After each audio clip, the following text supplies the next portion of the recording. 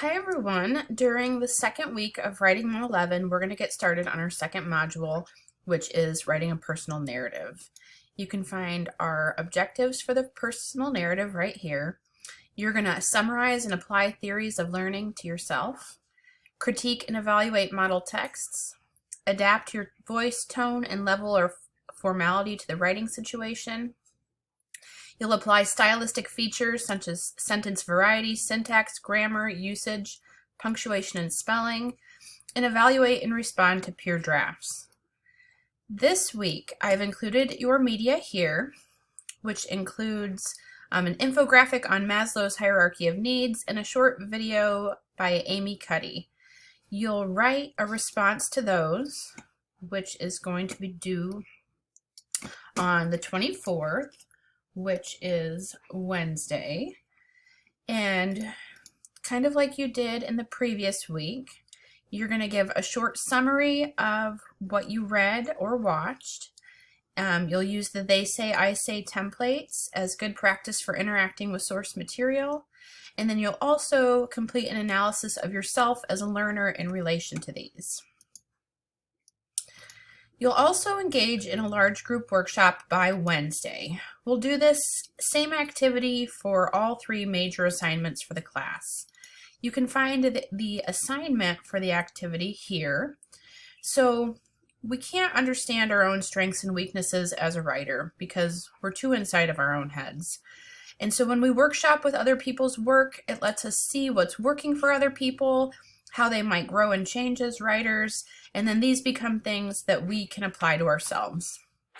So I'd like everyone to work on noticing what the writer is doing well, what the writer can improve, and any questions that come up for you about the assignment, about writing, as you go, and I'll respond to those. So everyone should respond in the document twice. Don't respond more than that because otherwise it's hard for everyone to have room to respond. So just respond twice. I'd prefer it if you focused on higher order concerns about the content, the organization of the piece. Catching typos is easy to do, so I would encourage you to think beyond that, think about the writing holistically.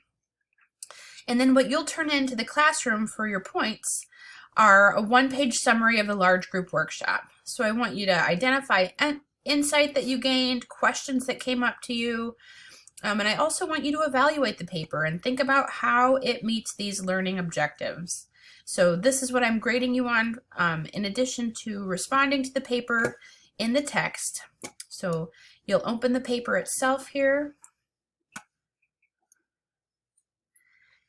and you'll use these editing features. So you might decide that you want to comment on the title. You just go ahead and make a comment here about the title. Or maybe you have a comment later on about something going on in this paragraph. I'll ask you to go ahead and use this commenting feature, make a comment here, and maybe you might say something like, the reader seems to be telling more than showing right now, which doesn't align with what we're learning about narrative writing. And then together, we will have made many comments in this document, and that gives us a good sense of what's working for the writer and what the writer can do to improve. And those are lessons we can take with us as we start developing our own personal narratives. Later on in the week, we'll also do this in a small group. I'm going to wait to post the paper as well as the groups until the class has solidified a little bit more. There's still a little bit of movement the first couple of weeks of Writing 111, and so I'll add a paper as well as put you in a group by early in week 2, but I'll wait until then to submit this assignment for you. By the end of the week, I want you to submit a brainstorm about your own personal narrative.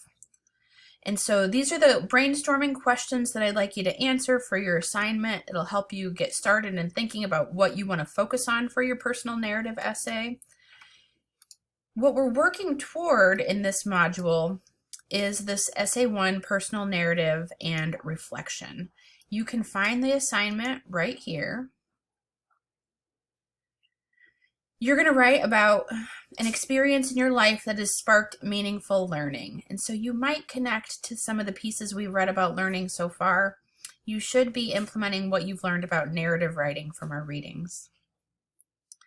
And so you can find the full assignment here. It's a 3 to 4 page long essay in addition to a title page and a reflection on your work. In addition to writing it, the narrative itself, you'll also include a 1-page reflection that responds to these questions. I'm asking you to do this very quickly. You only have a couple weeks to write your narrative. Good writing takes sometimes years for someone to write a solid narrative. And so I'm not just grading you on what you did, but I also want you to tell me, like, if you had more time, what would you work on or what would you continue to do? And your plan for what you would do to make it better is part of what shows me that you're growing as a writer. And so make sure that you start this module by reading the personal narrative essay assignment, and that's going to give you an idea of what you need to be working on for the next couple of weeks. This is what we're building toward. In week 3, you'll submit a draft to me so I can see that you're making meaningful progress. I'll put you in a group and you'll engage in peer review with a few other students from our class before you submit your final draft. Of course, I'll be in my regular office hours from noon to 2 on Tuesdays and Thursdays. You're welcome to meet with me anytime. And if those times don't work for you, just schedule an appointment, send me an email or give me a call, and we can find another time to meet. Take care, everyone, and I'll look forward to seeing your work soon.